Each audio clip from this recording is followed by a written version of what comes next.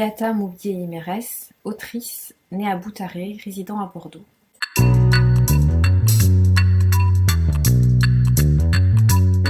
Je viens au Salon du livre d'expression populaire et de critique sociale d'Arras pour présenter deux livres. Tous tes enfants dispersés, roman paru en 2019, et Ejo suivi de Lézardes et autres nouvelles, paru récemment en poche chez Autrement.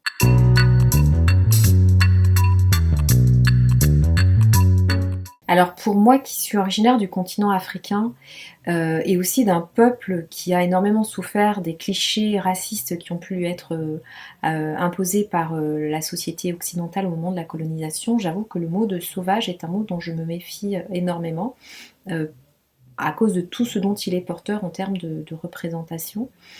Et je dirais que l'endroit que je trouve le plus sauvage, je dirais, de façon impitoyable et violente, est le monde des hypermarchés en période des soldes.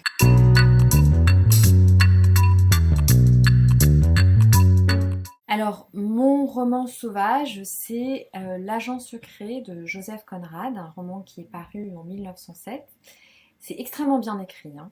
Mais quand je l'ai lu, je me suis dit que Conrad avait aussi peu compris les Noirs du Congo dont il parle dans Cœur des ténèbres que les anarchistes anglais qu'il décrit dans L'agent secret.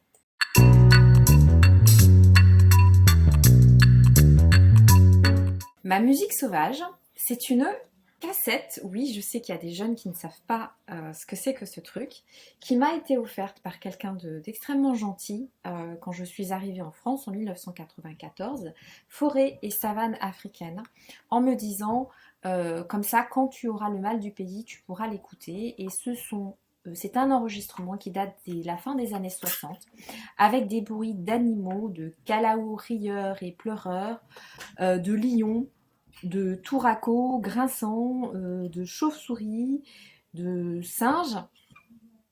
Et alors, ce qui était incroyable, c'est que moi, je suis née, j'ai grandi en milieu urbain, donc ces bruits-là, je ne savais absolument pas à quoi ils correspondaient. Et voilà, donc c'est une musique complètement sauvage pour moi, partie quand même d'un bon sentiment, mais aussi de beaucoup de représentations. Et oui, en Afrique, il y a des villes.